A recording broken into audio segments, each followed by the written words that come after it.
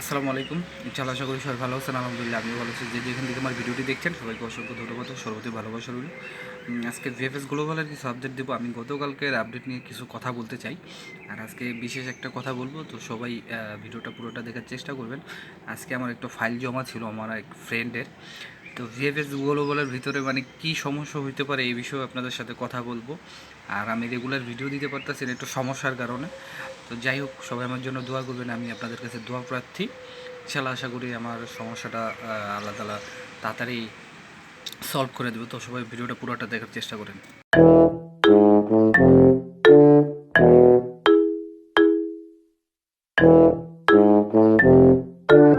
সব কিছুর জন্য আলহামদুলিল্লাহ। তো আমি একটু গতকালকে ভিএফএস গ্লোবালের আপডেটটা দিই। অনেকেই তো বলতেছেন যে ভিএফএস গ্লোবাল থেকে ভিসা হইতেছে খুব কম। এখন কথা হচ্ছে আপনার নলেজটা যদি ঠিক থাকে তাহলে ভিসা হইব। যারা ভিসা পাইতেছে, যারা এরা ভিসা পাইতেছে কিনা, এদেরটা কেন রিজেক্ট করতেছে না? নিশ্চয়ই তাদের সব কিছু ঠিক আছে, যার কারণে তাদেরকে রিজেক্ট করতেছে না। তো আমি একটুখানি আপনাদের গতকালকে ভিএফএস গ্লোবাল ঢাকার একটা আপডেট দিই। সেটা হচ্ছে আপনার 30 জনেরও বেশি 30 জনেরও বেশি আমার কাছে দুটো আপডেট আছে, আমাকে পিক তুলে পাঠানো হয়েছে আপডেট। আপনার ফ্যামিলি ভিসা একটাও নাই এর ভিতরে। এর বাইরে আরও ভিসাও কিন্তু আছে। স্পন্সর হচ্ছে 13টা আগস্ট ও সেপ্টেম্বরের।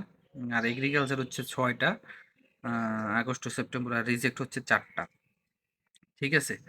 তারপরে আরেকটা মেসেজ আছে আমার আমার কাছে হচ্ছে 18/5/2024 বিএফএস এর জমা। আর 20/5/2024 কালেকশন মেসেজ, মানে 2 দিনের ভিতর। আর 21 তারিখে যে পাসপোর্ট কালেকশন করছে সেটা রিজেক্ট। এটা কিন্তু নতুন ফাইল জমা দিছিল আপনার 24-এ। ঠিক আছে। তারপরে আমার কাছে আরেকটা আপডেট হচ্ছে 27 মার্চ 2000 আবেদনের কাগজ। 2023-এ নুরস্থ উঠছে জানুয়ারির 1 তারিখ 2024-এ। ইমেল সেন্ড করছে 31 মার্চ। মেসেজ 1 মে। ঠিক আছে। 21 মে পাইছে অ্যাপয়েন্টমেন্ট লেটার। অ্যাপয়েন্টমেন্ট দিয়েছে জুলাই মাসের 4 তারিখ। ঠিক আছে। আচ্ছা, নুলুস্তার একটু আপডেট দিই আমি। আমার কাছে যেভাবে যেভাবে আপডেটগুলি আছে আমি সেভাবে সেভাবে আপডেটগুলো দিতেছি। ব্রিন্দিসি শহর থেকে নলস্তা পাইছে 9টা 21 মিনিট 15 সেকেন্ডের এগ্রিকালচারের। ঠিক আছে। তারপরে মেন যে বিষয়টা আমি আপনাদের সাথে একটু কথা বলতে চাইতেছি, সে বিষয়টা হচ্ছে সিলেটের। গতকালকে সিলেটের কিছু আপডেট দিই। গতকালকের, আজকের না, আমি গতকালকের আপডেটগুলি দিতেছি। আহ, গতকালকে সিলেটের থেকে প্রায় আপনার আমার মানে আমাকে যে ইনফরমেশন দিচ্ছে, ডেলিভারি হচ্ছে 8টার মতো। 8টার মতো আমার কাছে আছে। যার যে ফ্যামিলি 0টা, এগ্রিকালচার 0টা, স্পন্সারও একটাও না। মানে 7টাই রিজেক্ট। আর একটা হচ্ছে উইথড্র দিচ্ছে। 7টা রিজেক্ট হয়েছে 2024। আর একটা যে উইথড্র দিচ্ছে এটা হলো 21 আগস্টে।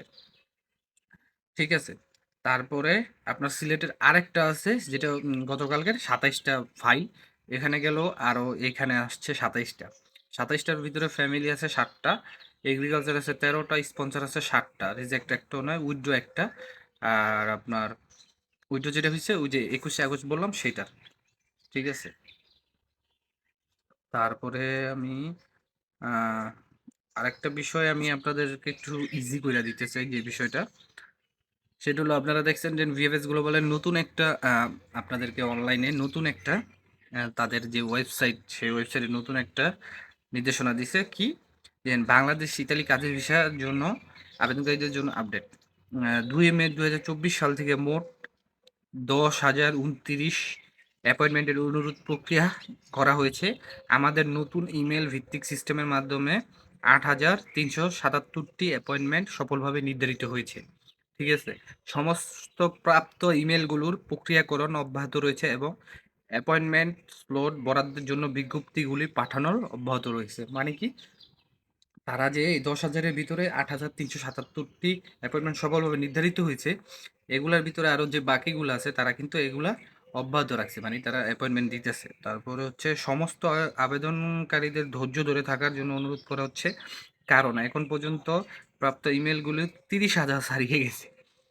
বোঝেন, কোটা দিছে কত, অলরেডি 30,000 গেছে ছাড়িয়ে গেছে।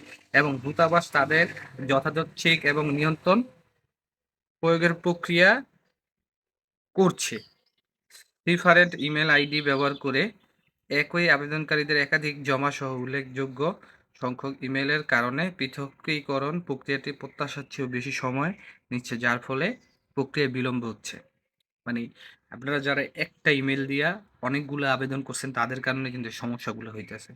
আমরা এই প্রক্রিয়ার মধ্য দিয়ে নেগেটিভ করার সময় আপনার ধৈর্য না নেভিগেট করার সময় আপনার ধৈর্য এবং সহযোগিতার আমাদের কাছে আমাদের কাছে অমূল্যনীয়।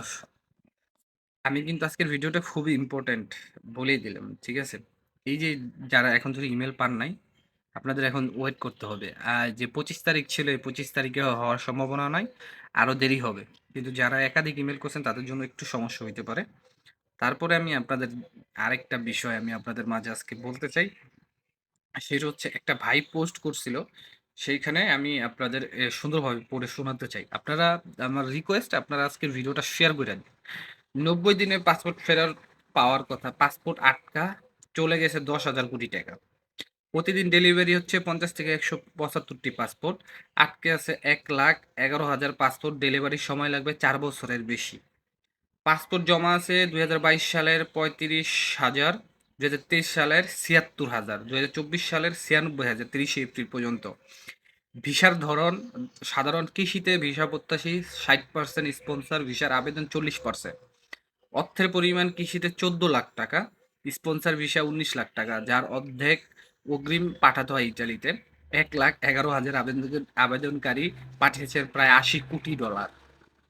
প্রিমিয়াম সার্ভিস, কর্মী প্রতি ব্যয় বাংলাদেশের 22,500 টাকা, ভারতে 8,419 টাকা। দালাল চক্র, দালালের মাধ্যমে আমাদের ওটিপির দরকার হয় না, 15 দিনে অ্যাপয়েন্টমেন্ট পেতে লাগে 75,000 টাকা। আর দালালকে 1.5 লক্ষ টাকা দিলে মেলে 5 দিনে। কি, দালালকে 1.5 লক্ষ টাকা দিলে মেলে 5 দিনে। ভিএফএস, অফিস সময় অ্যাপয়েন্টমেন্টের স্লট বুকিং দেওয়ার নিয়ম থাকলেও 2023 সালের 21শে আগস্ট রাত 12টা 49 মিনিট থেকে রাত 1:30টা পর্যন্ত স্লট ওপেন করে বুকিং দেওয়া হয় 78টি অ্যাপয়েন্টমেন্ট। ভিএফএস এর ম্যানেজার সাবিকুন নাহারের ইউজার আইডি ব্যবহার করা হয়। User name VFS global Sabikullah, IP address 10.150.100.119। VFS Chattogram কার্যালয়ে দিনে 20 জনের অ্যাপয়েন্টমেন্ট নেওয়ার সুযোগ রয়েছে। গত 6 মে অতিরিক্ত 20 জন ভিসা প্রত্যাশী ভিএফএস চট্টগ্রাম এর অসঙ্গতিপূর্ণ তথ্য সংবলিত মেসেজ পান নিয়ম ভেঙে, এবং তারাই একই দিনে অ্যাপয়েন্টমেন্টের সুযোগ পান।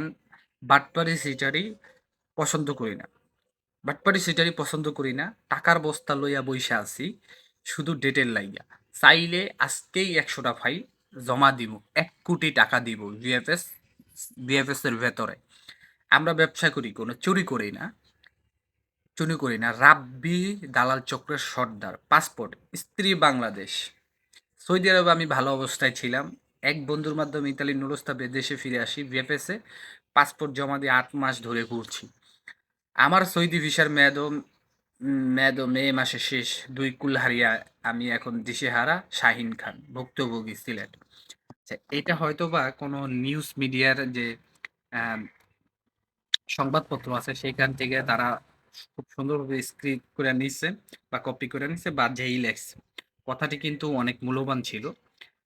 যদি পারেন ভিডিওটা শেয়ার করে দিন।